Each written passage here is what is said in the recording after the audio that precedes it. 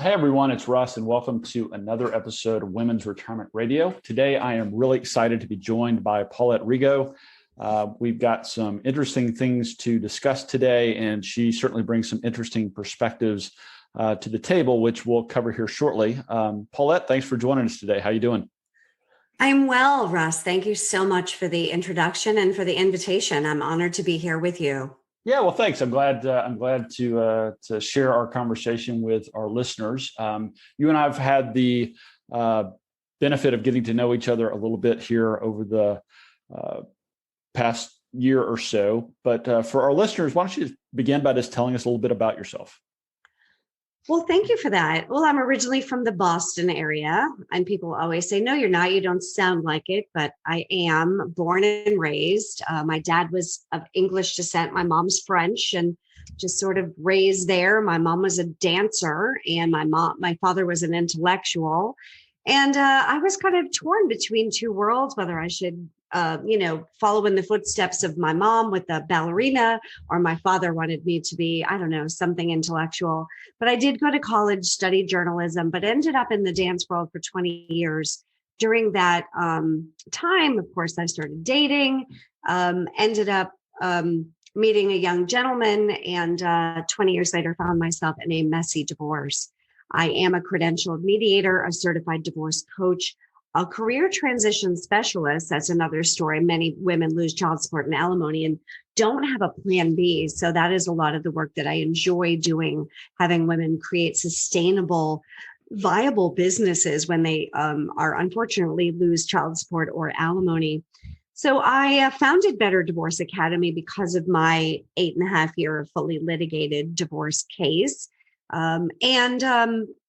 Wrote and authored the book Better Divorce Blueprint, which is just coming out this week. So that is really, in a very quick nutshell, an overview of my background, where I am, and how I got to what I'm doing now. Of course, I eliminated a lot of details, but that's just an overview.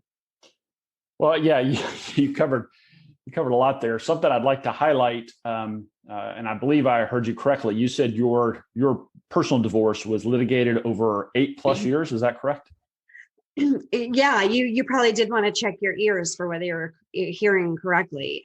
From what I've learned with my own personal journey, I had no idea. I was a kid that when a TV show came on, like Perry Mason, I'm giving away my age, but I would change the channel. Like, I had zero interest in ever spending any time with judges, lawyers, in courtrooms. I didn't know a bailiff from,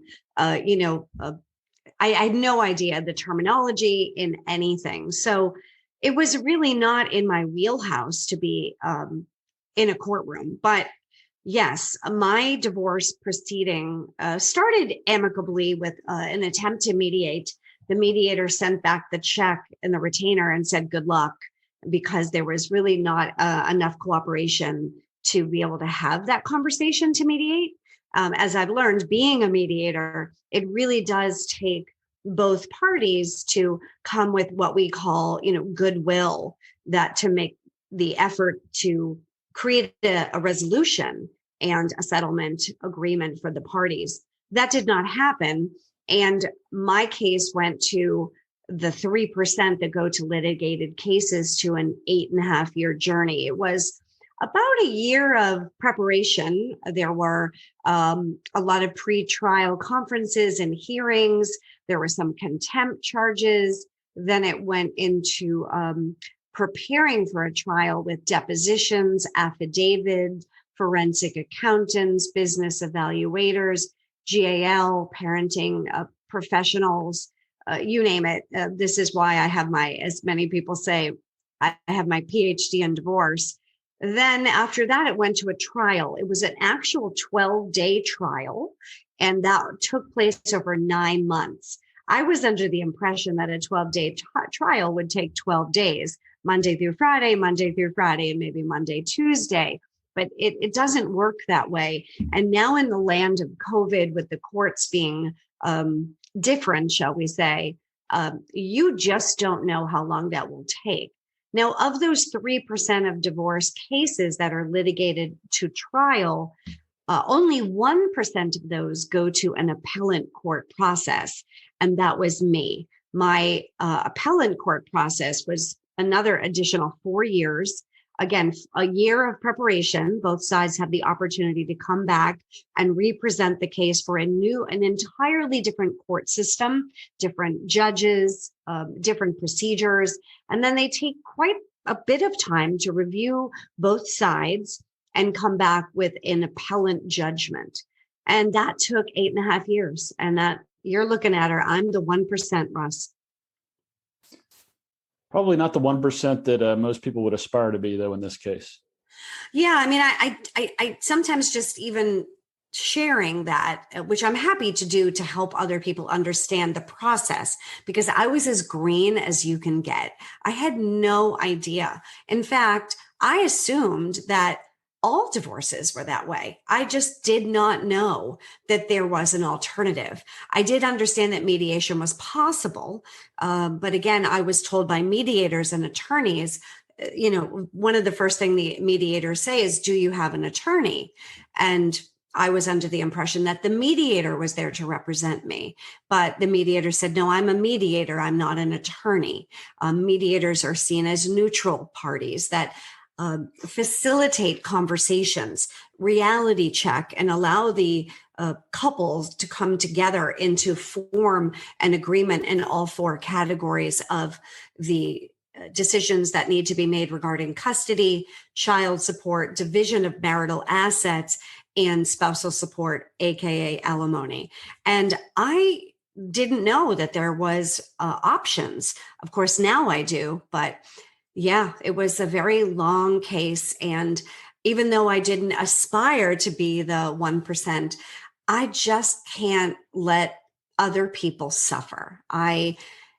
It started because I was approached by hundreds of people saying, help, giving me advice about it.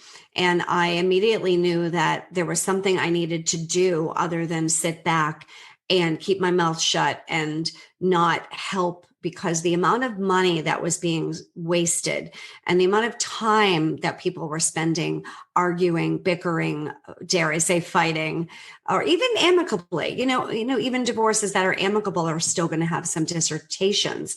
But the amount of heartbreak and relationships that occur during that very long procedure, it's pretty impossible to come out of that experience unscathed. Well, I'm struck by not just the amount of time that your divorce stretched out over, but as you mentioned, the financial cost, the time cost, the emotional and the mental and psychological wear and tear. I can't even begin to wrap my head around that, and it's no wonder that's had such an impact on your life today and what you've chosen to spend your time and energies working on and helping to serve others. And it sounds like to help them maybe avoid some of the pitfalls that are all too often a part of divorce. So with that in mind, tell us a little bit about, I know you mentioned the Better Divorce Academy and the book and that you're a mediator and things like that, but tell us a little bit about what you actually, spend your time doing. Well, a lot of it has to do with when people find me. I too have a podcast. I studied journalism in college, love to interview and bring knowledge and wisdom to any population that is seeking and has a thirst for information and knowledge. And when you are about to embark on the question of divorce, let's just say it's one of the most important times and most popular times for people to be researching and organizing. It's one of the things that keeps people up at 2 a.m. and not sleeping. I swear insomnia was invented because of divorce. That's a little bit of a divorce joke, but it is really true. Now, when people come to me at the beginning and they're contemplating divorce, that's really where the magic happens of calming down the dissertations, the drama, the overwhelm, the fear, the emotional part of it, because there's a lot to really take into consideration. Your thought process, feeling your feelings, deciding what you want, deciding what you need. being responsible for your part in the demise of your relationship, being responsible for yourself, understanding the deal breakers and the red flags of, can this marriage be saved? And I'm proud to say I've saved many marriages. How to prepare and protect yourself, and really understanding that you can never have too much information. But a lot of the time, my time as I spend as a professional is working with clients independently, one-on-one, in a confidential manner, holding their hand, walking through the fire with them, cheerleading, supporting, guiding, you name it, to be able to have them come out of the divorce journey gracefully, make better decisions, and divorce with dignity. And then on the back end, when the divorce is final, that's really where the hard work begins, in the sense of recreating your whole new life. What does that look like? What do you want it to look like? Redefining yourself. Who do you want to be? Stepping off that overthinking spinning wheel, exploring your possibilities, reconnecting with yourself, dating, changing your name, feeling like a little bit more of a freer being. A lot of healing work. There's feelings of abandonment, fear, stress, but a lot of it has to do with creating that new financial future and not being afraid to create your new chapter, but being empowered so that you're set up for success. So whether people come to me at the beginning and they're contemplating divorce, or they're in the middle of the divorce journey and they're just trying to get through the day, survive, or dare I say thrive. And then on the end, wow, like this is not what I looked for. This is not what I wanted, but trying to really understand that there's no failure, that you do have an opportunity to reawaken and reinvent yourself and really reconnect to maybe parts of yourself you didn't even know you lost. I would, and correct me if I'm wrong, I would maybe venture to say that you technically started this work maybe back at the beginning of your own divorce. But out of curiosity, how long have you been doing this sort of work, Paulette? Well, the work started about 2008 when I started learning and studying the law. And of course, there's 50 states right now, and there's 50 different sets of books in the US. And just for a few facts, there were 2.4 million divorces last year. That's a divorce every 13 seconds in the United States. That's not Canada, any of the other parts of the world. And that's one hell of a lot of divorces, Russ, right? So yeah, not to shock anybody. Now, 70% of divorces filed by women. And this is, I know, a women's conversation or more for it. And the average amount of time that women internally contemplate divorce before they even have the courage to utter the words, we need to talk, I think we need to go to therapy, something's wrong in the marriage, I want a divorce, whatever that sentence is 2 years. And 2 years is a very long time to sit in overwhelm and fear, confusion, and really start to feel badly about the guilt, the shame, and the blame, the finger pointing, instead of putting your energies into A, fixing it if you can, B, doing your research so that you can create a better, safer, healthier, easier experience for you and your children. And also starting to think about your options, because as I've learned, there are 5 different ways to divorce. You've got your DIY, which means you haven't been married long, you don't have a lot of assets, and there probably aren't any children. Maybe you could even annul the marriage. Then there's mediation, and there are 2 forms. You can mediate adversarially, where you are represented by attorneys on both sides, or it's a more amicable, and it's an amicable mediation process. I am a member of the Amicable Divorce Network, which of course subscribes to that. But then you also have a collaborative law model, which is a little more complicated. You have 2 attorneys, and the collaborative lawyers agree to not go to court and collaboratively come up with discussions and an agreement. Now, unfortunately, if 1 or 2 of the parties feels like it's not going anywhere, it's stymied, they withdraw from the process, you cannot use either of those attorneys again, and you must start at the beginning. In fact, all of the discovery has to be redone. It can end up being more costly in some cases than if you were to litigate. Then arbitration is the fourth one. This is where there's one body. It could be an attorney, a retired judge, an arbitrator. I have studied arbitration, and as a mediator, I also arbitrate. And that arbitrator makes the decision, and it is legally binding, and you cannot appeal it. In some cases, that's great. In others, it's not. And then lastly, you have the litigated case, which is really what most people, the model that we think. You get an attorney, you go to court, the judge looks at both sides, makes a decision, or the judge says, go down the hall, sit in the conference room, and you two come to a resolution, come back in a few hours and see if you can't make something work. And of course, then eventually, if that does not work, it can go to a trial like mine did. And then lastly, that appellant process where the parties say, yeah, we don't like the decision, we want a new one.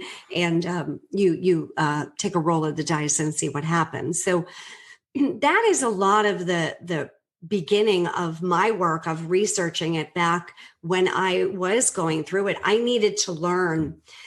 So as far as me being a professional divorce coach and consultant, it's only been 2 years full time. I did not start this work out of, my goodness, desire.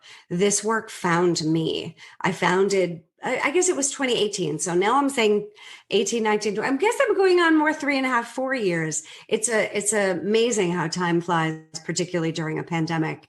But that is how I started this career path, this work, and really creating a new outcome that's so needed. And I'm curious, Paulette, how do your clients most often find you? Is it they find you online, or is it word of mouth, or is it referrals from attorneys, other mediators? What's been your experience in how people most often find you? It's a little bit of everything. I do a lot of speaking. Last night I spoke at a law firm.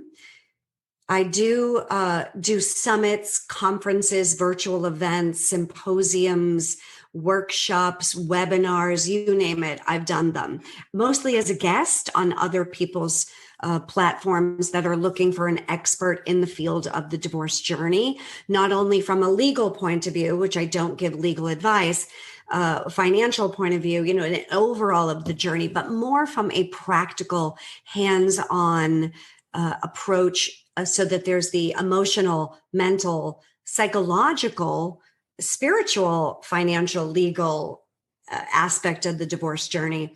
So people find me through speaking. People find me through my podcast, The Thriving in Chaos Project.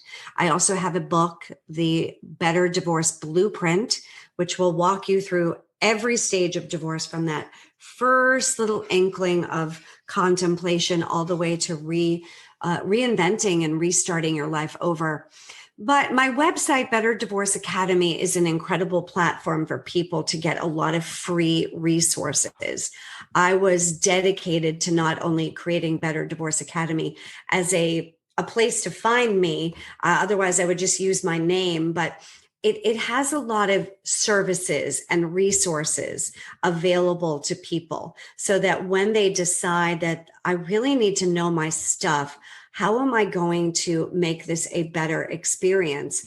When they have the resources such as a checklist and quizzes and templates, parenting plans, inspiration, lectures, worksheets, everything from tech tools to be able to understand about the budget and finance and understanding co-parenting apps. I also team up with FAIR with Michael Daniels, who is the CEO of FAIR.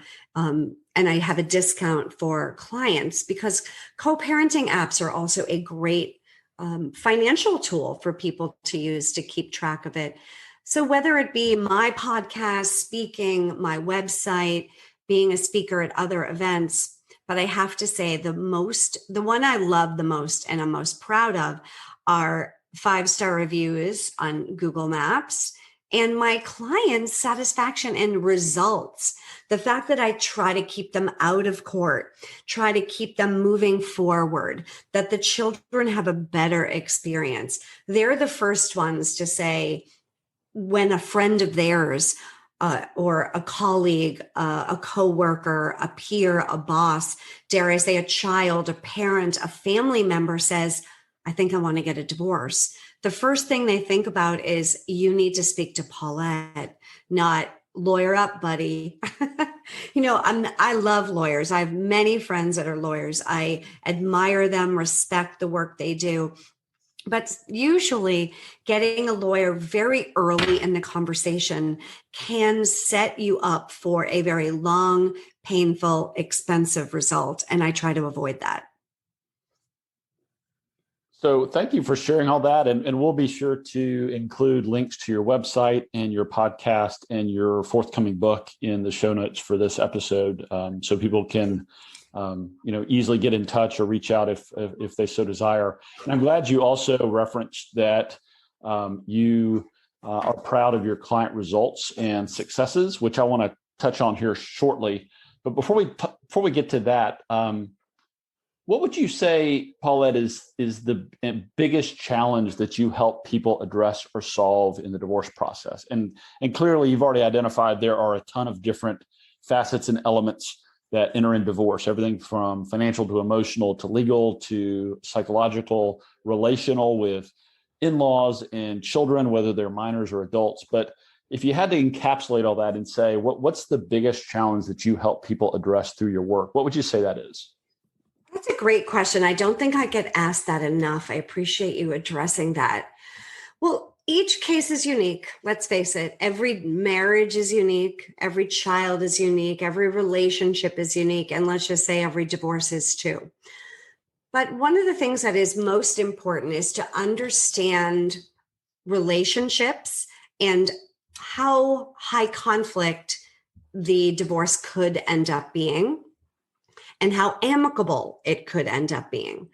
If you're coming to the table with two reasonable, respectful people that want a result and what's fair, and again, the word equitable and equal it doesn't always mean the same thing. Most states are equitable division states, and their courts are concerned with looking at the children, a parenting plan, the division of marital assets from an equitable standpoint, not necessarily equal, excuse me, and looking at the facts. The judges and the lawyers are not so concerned with the conversations and the behavior, the demeanor, and the tactics and patterns that people have. They just don't have time for that.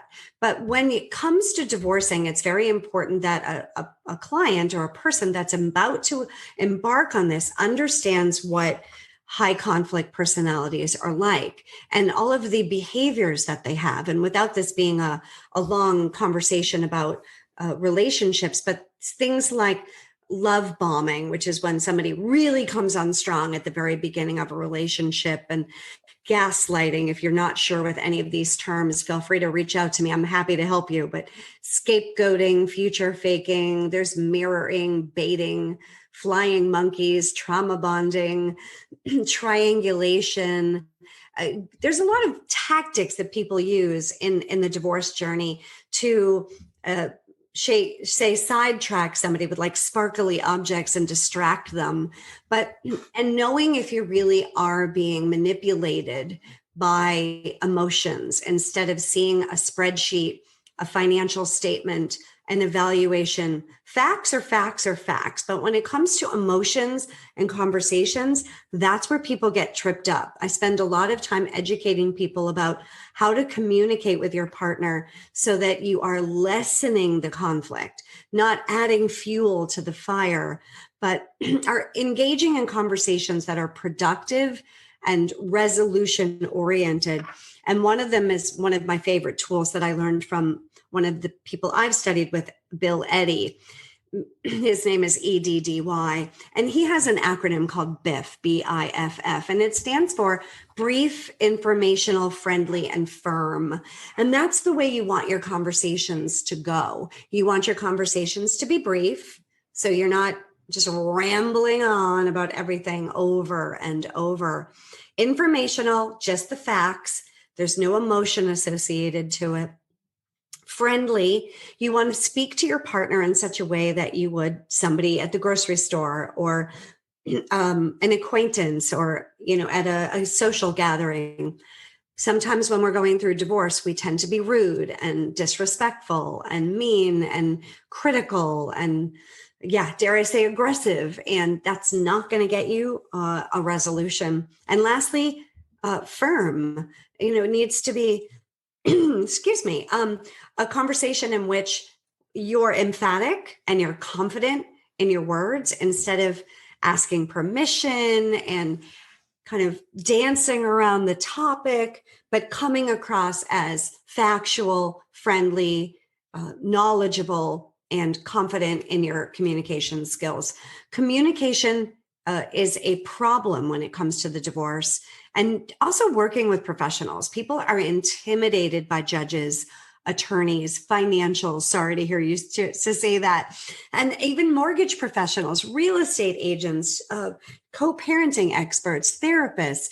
There's a lot of professionals out there, and people tend to feel like they're not in control. They feel that the professionals are in control. But mind you, ladies, it's your life, it's your money, it's your future, it's your divorce. It's time you hold the steering wheel and take control of it. Because if you don't, the law will. I'm actually glad to hear you say that and kind of close on that thought. Something that's been kind of a recurring undercurrent through these episodes that I've been doing with folks like yourself, and that I want to really highlight, is that while some of these things, especially in the midst of a divorce or a major life transition, might be unfamiliar to you because maybe your spouse or partner handled them in the past, whether that's financial or real estate or some of the other examples that Paulette just gave, even though they're unfamiliar, does not mean you're not capable. I talk to women all the time that feel intimidated about financial matters or legal matters or whatever the case may be, and don't accept lack of familiarity for lack of confidence. I find all the time that women are supremely resilient and capable, but they oftentimes don't give themselves enough credit or have enough belief in their abilities. So I just wanted to highlight that in the wake of what you're saying, Paulette. I think that women in particular often sell themselves short in terms of what they're actually capable of doing. Yeah, I couldn't agree more. Creating your financial future is your responsibility. I was the wife that showed an interest to some level about money, taxes, insurance, mortgage, credit cards, debt, liabilities, assets. But after a point, once you have children and you are involved in your own business or life, it's not unusual for the wife or the husband. I don't mean to be sexist here, but history has it. The wife typically hands off that duty, the paying of the bills and how much we can afford for a vacation, and tax deductions and receipts and estate planning, wills, healthcare proxies, right? You name it. But the more you feel that, well, that may have been the way it was in the past, but now it's my turn to step up to the plate, be responsible for my decisions and my choices, and make sure that I'm securing and updating my accounts, knowing the passwords and the logins, being aware of the details. Where is the money?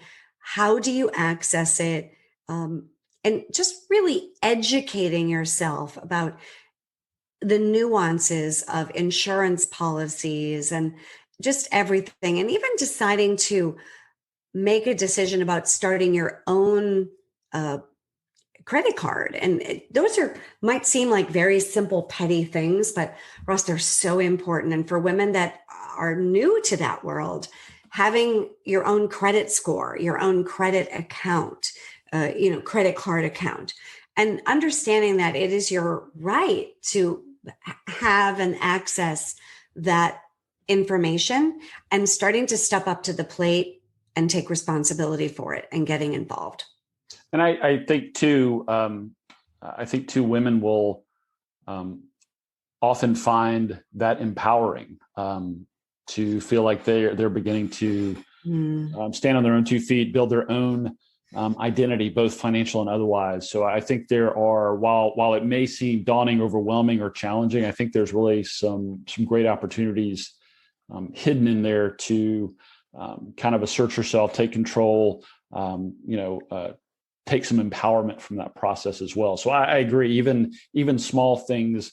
I shouldn't say small because it's relative to different people, but rather mundane things, whether it's opening your own checking account or establishing a credit card or learning how to check your credit score, like the examples you just gave, Paulette, I think are tremendous opportunities for you to take a positive step forward and start kind of claiming your own identity around your finances and frankly around your whole life.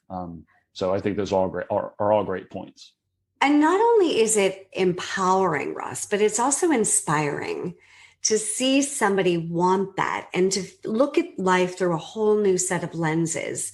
Another trend I'm seeing is women who are either looking for a new job position, striving for that dream job, starting a career of their own, or looking for a position that matches their current skills better, because they're not necessarily looking to retire and play golf and not do anything else. Women are starting businesses more than anyone. It is inspiring to see that. There are so many parts of life post-divorce that are exciting. And whether you ever thought of writing a book, becoming an entrepreneur, assessing your talents and really like creating more of an action plan, having your values and goals and your potentials maximized, and understanding that it is your right to feel job and life satisfaction, and maybe even, ensuring a career success. It is never too early and never too late to start understanding your finances and your opportunity to make money. Money is a topic that's difficult to talk about sometimes for people. There's a lot of emotion attached to it, energy, the way your parents treated money, the way your spouse treated money. But when you're newly divorced or going through it and you're starting to get your wings, it is your opportunity to look at it as, well, this isn't what I looked for. This isn't necessarily what I wanted, but it is now an incredible chance for me to go forward with my head held high, shoulders back, spine tall, and feel proud of yourself that you were able to divorce with dignity, create a new life that is more fulfilling. And whether that's a career, financial freedom, traveling, dating, getting remarried, who knows? You'll get there when you get there. But knowing you have the professionals and the support system and the knowledge and the skills to get you through it, that's what makes the difference. And I love the fact that you added the word inspiring or inspirational alongside empowerment. And I think that's a great transition into my next question, which is, can you share maybe a favorite client success story that you've experienced over the last few years working with someone in some stage or stages of the divorce process? Oh, it would be so hard to pick. I have a few, without naming names, but there's a general feeling that young mothers that have a boatload of children that are probably in their early 30s. Maybe the kids are 4, 6, 8, 10, something there. And they are feeling like a failure. Like they're young, they're still healthy, usually. They're usually somewhat educated. Some of them left their careers to become a wife and a mother. And once that first baby comes, or the second baby comes, and the third baby comes, they feel like they're sad and they just don't know where to turn. But there's this, light bulb goes on. There's a little bit of a metamorphosis. It's like just when the caterpillar thought the world was coming to an end, she became a butterfly. And I see one client, she went back. She's in nursing school now. She's always wanted to be in the ER. The kids are thriving. She managed to get her credit score up, refinance her home, and see that being a divorced woman at the age of 32 with 3 little kids isn't a failure, but it's a whole new start. It's so common to see women just take what they get, feel downtrodden, and lose hope. And that's inspiring to see that younger woman that has done that. So I have a client I'm thinking of right now that is in medical school, in nursing school, doing that. And that was a long time coming. She at first was practicing real estate, and we did a lot of work, and it was really nursing that she wanted to get involved in. And then another favorite client comes to mind where she's probably in the midst of a very long legal battle. It's been about a year, and I could see it going maybe another year or two based on the amount of family involvement, business entities, trust funds, stepchildren, grandchildren, and just the way that some documents were worded. It leaves a very open door to complicated legal situations. But the fact that she is persevering and being patient and persistent without wanting to throw in the towel and retaliate. It's very easy to engage in text warfare when you just pick up the phone and start texting, and you don't realize that all of that is admissible in court. Holding that space for you to understand that you don't know what the outcome's going to be, but I'm worth hanging in there and being patient and not overreacting. And when you allow, when you kind of surrender in some ways, and you just allow the power of grace to work its magic by just surrendering to the process, letting go of the outcome. Yeah, we don't know what the outcome of it is going to be because it's dependent on your partner and the circumstances and the law and the children and a judge and the way your attorney's conversations manifest. And we want that judgment. We want that answer. We want that, my Charlie and the Chocolate Factory quote is, I want an Oompa Loompa now, damn it, and we have all of a little bit of Veruca in us when you're going through divorce. It's like, why is this taking so long? And when you're going through divorce, and even if you're mediated and it's amicable and it takes 3 to 4 months, which it will, it feels like 3 to 4 years. It feels like it's dragging on. And it is.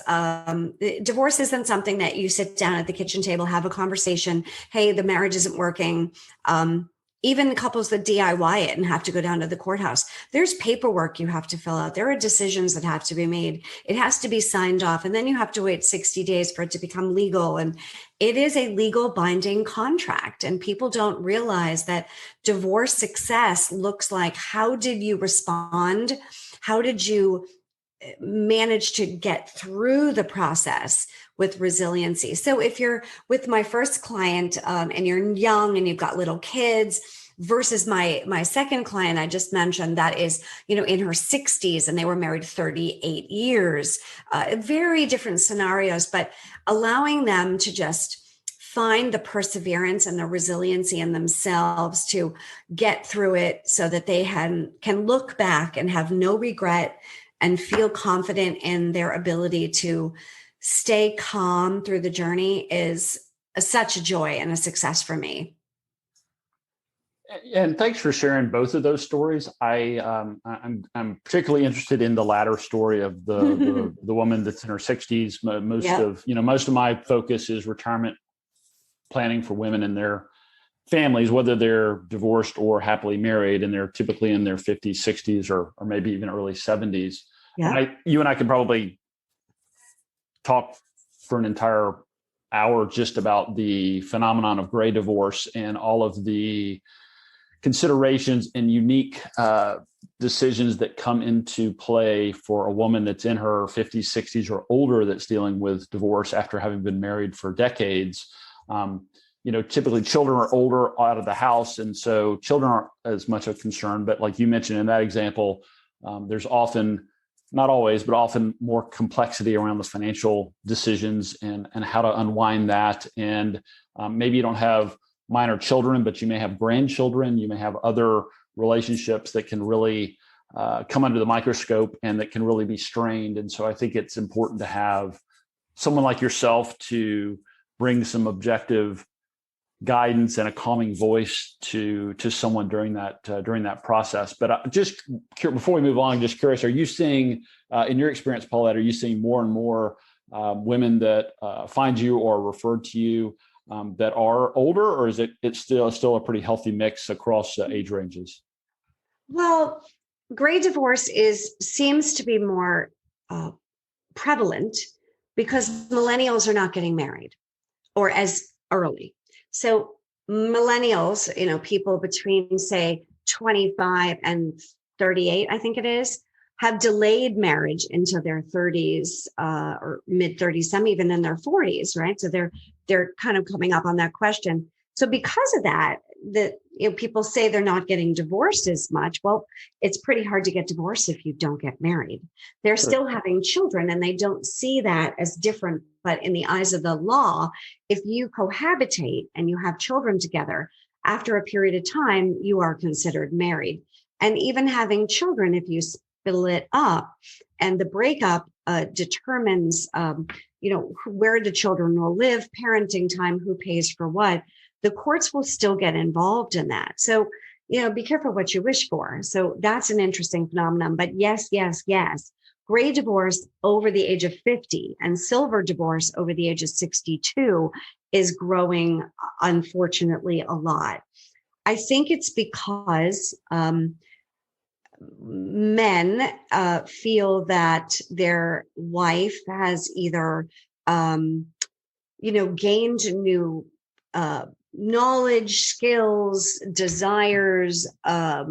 The children are grown. They're now looking to have a career, travel, and they have different interests and goals and values and desires than they did when they were married, say in their 20s. And they feel very different. We evolve as people, hopefully, and we don't stay stagnant. That doesn't mean that marriages can't survive that. Many healthy ones do. But typically when people are in their 50s, empty nest syndrome, the kids go off to college and they start reevaluating their marriage, their relationships, their goals, their financial success, their careers. They're not always congruent. And sometimes the husband has one way of looking at things, the wife has another. And this can lead to some dissatisfaction in the marriage. Women typically are not willing to just stay together for the children anymore once the children aren't there. So that can be a reason for it. Of course, there's the phenomenon of the walkaway wife and the runaway husband, which are books, and some of your listeners may be versed in those. But there is that phenomenon of like, well, if there's an affair or there's someone else, that the marriage is destined to end. Many marriages are strong enough to overcome those hurdles. Some of them are not. In fact, I do believe that infidelity is not the cause of divorce. It can be one of the reasons that it comes to the conversation, but rarely is just, I hate to put just in air quotes, infidelity the one and only reason that a marriage is ending. It tends to be one of the reasons, but not the reason. In fact, I see it as sort of a symptom of a marriage that is perhaps not as healthy, communicative, cohesive, and really congruent as it should be. But the 62 and over can be really challenging because now you're dealing with Social Security, pensions. And the longer you're married, well, the more complicated it gets. Businesses, several properties. There's just more there, more history, more habituations and imprints and memories, more expectations and more assets, more people.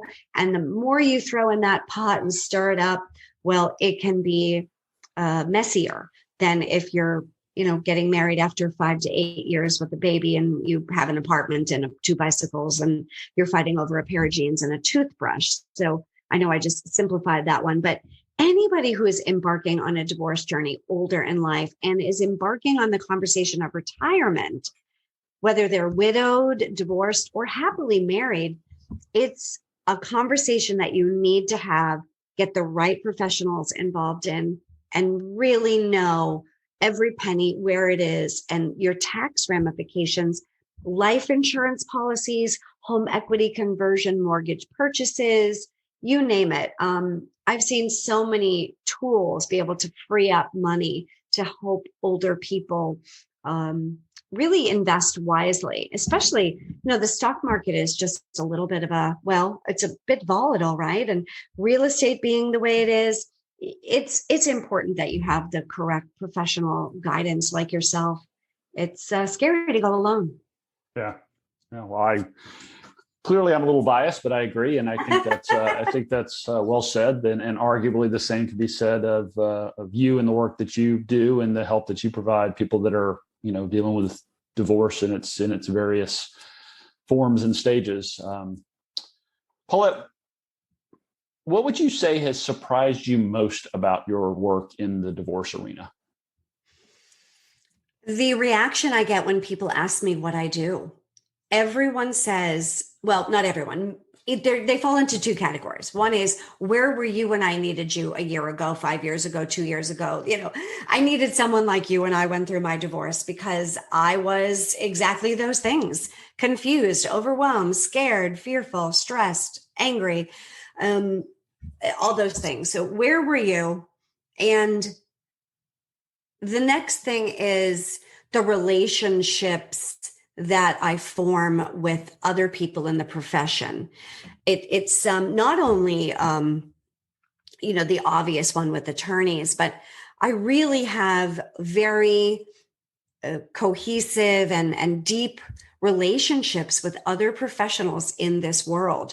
I see it as almost a family of professionals looking to serve the couple that is embarking on ending a marriage. It used to be seen as why would you want to share numbers? And isn't that taking business away from you? And I say, hell no. I am so proud to be a member of many different organizations. Amicable Divorce Network, Fairway Divorce Solutions, Certified Divorce Coach, National Association of Divorce Professionals, Vesta, Divorcify, Divorce Town. There's so many, and the vetting process is intense and the training is real. It's just a matter of meeting people that I know. If I have a client, like just this morning, I had a client say, I need that private investigator you told me about. And I just roll in my little Rolodex, reach out, make the connection. Another client is needing a forensic accountant. Who do you recommend? I didn't even know these professionals existed before my own journey. And now professionally, I rely on them. I don't just get through this consulting, coaching, mediation journey with a couple and with private clients by myself. I rely on everybody in my toolbox and my resources, because if I don't know the answer, Russ, I know someone that does. And that's really important. Anytime you meet a professional that seems to know it all and don't you worry, I got you, and it's probably a red flag. It's important to know all of the experts in different worlds, and everybody has their lane of expertise. I didn't know that. There's a movie called Divorce Corp, and divorce is a multi-billion dollar industry. And that really bothers me. I don't necessarily think I can change that for the world, but I do see a shift in the conversation changing. I do see a desire for more judges and legal professionals to realize that it is not always in the best interest for someone to go it alone and just rely on one expert. It also leads to a lot of feeling isolated and abandoned, which just leads to a lot more mental health issues. Anytime somebody feels supported, acknowledged, and heard, it's going to be a better outcome. Well, I think you and I, it sounds like you and I see absolutely eye to eye on part of what you said, which is like, I'm very capable and confident about what I do and how I can help people, but I also know what I don't know. And so I agree that it's important to bring in other complementary professionals or service providers to make sure that clients are getting the expertise and guidance that they need when they need it. So I think that's maybe one of the reasons why you and I, could probably talk for another couple of hours. But as we start to wrap up the conversation today, being that this is Women's Retirement Radio, we like to think about and cover perspectives on retirement. What comes to mind for you personally when you think of the word retirement, Paulette?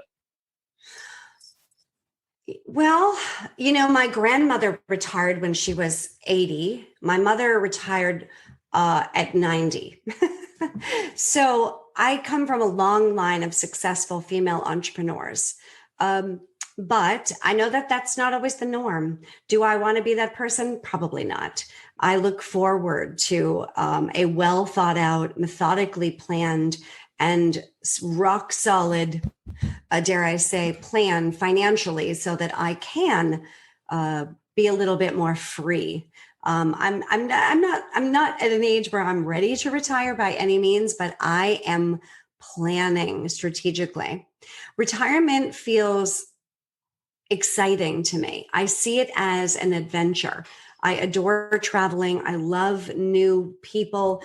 And, I feel a little bit selfish and lucky in the sense that I can make my own schedule. I can take time off if I want. Am I still accountable for my clients? Yes. They'll tell you I'm the first to respond, but there's something different about having that 9-to-5 life, dare I say, versus one of a little bit more of liberation and feeling unencumbered, feeling a little freer to be your own person and walk your walk and talk your talk and not feel like you're tied down to a corporation or a business or anything, and just feeling freer. But I just want to make sure too that women in general feel that if you're feeling some trepidation about retirement and you're not planning for it, it's really important that you keep a money journal for 60 days to identify your relationship with money. And the questions you ask yourself are, do you use money or does money use you? Do you take money for granted? Do you hoard money? Are you stingy or cheap with it? Do you spend it needlessly or to the point of irresponsibility? Are you in debt? And one of the reasons people cannot go into retirement is because they're laden with debt. How do you feel about being in debt? Do you have a financial advisory expert and that you trust and speak to regularly? The answer should be yes, yes. Do people owe you money or do you owe people money? And just having a better relationship with money is going to lead to having a better relationship with retirement. Well said. Thank you. Yeah, listen, Paulette, there's some other things I want to ask you, but in the interest of time, and I know how busy you are and you've got other things to work on, we'll have to regroup and do a second part two. Anytime, part two coming your way. Yeah. So as we wrap up, we've covered a lot, and thank you again for your time and sharing with us. If there were one thing our listeners could take away from our conversation today, what would you want that one thing to be? Be excited about your future. Be grateful for every moment, every day, every breath. Live consciously, every meal you prepare. We take so much for granted. A full refrigerator, clean running water, a long hot shower, and a soft, warm bed. Just be grateful and see your future as an opportunity to paint a canvas however you want it to be. I can't think of a more beautiful, optimistic way to close out this conversation. So thanks for that. And as I mentioned, we're going to share links to your podcast and your book and your Better Divorce Academy, your LinkedIn profile, and things like that in the show notes. But if people want to reach out to you or want to learn more, Paulette, what's the best way for them to get in touch, or where's the best place for them to go to learn more about who you are and what you do? Well, learning about me is easy. www.betterdivorceacademy.com. If you, a loved one, a friend, anyone is struggling, all things divorce, it's an easy place to find me, contact me, learn a lot of information. But I'm very free with my phone number. Text me, 781-626-0000, and just say, I learned about you. I need help. Can we get on a call? And the answer is absolutely yes. I'll grab my schedule, make it a point, and reach out. I'd love to help.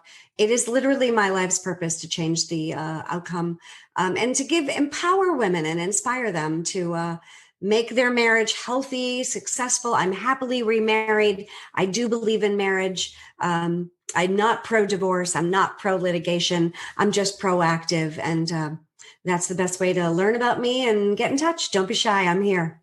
Thanks, Paulette. Yeah, we'll be sure to include, if you're okay with it, we'll include your phone number in the show notes as well, and encourage people to reach out. This has been such a fun conversation. I know we were covering some pretty heavy, weighty topics around divorce, but I do like that you bring a theme of optimism and gratefulness and gratitude to your work and to your message, which I think is just wonderful. Well, life is full of enough doom and gloom. It's enough. So there is opportunity in everything, even though we don't see it at the moment. Yeah, I couldn't agree more. Well, thank you again, Paulette. And thank you to each of you out there listening. Again, this is Russ with Women's Retirement Radio, and we look forward to catching up with you on our next episode. It's Russ again. And before you go, I want to provide a brief disclosure. You should consult a financial advisor familiar with the specific circumstances of your unique financial situation before making any financial decisions. Nothing in this broadcast constitutes a solicitation for the sale or purchase of any securities. Any mentioned rates of return are historical or hypothetical in nature and are not a guarantee of future returns. I'm a financial advisor and an investment advisor representative of WealthCare Capital Management, LLC, an SEC-registered investment advisor based in Richmond, Virginia. The views discussed in this podcast are my own and may not be consistent with or represent those of WealthCare Capital Management.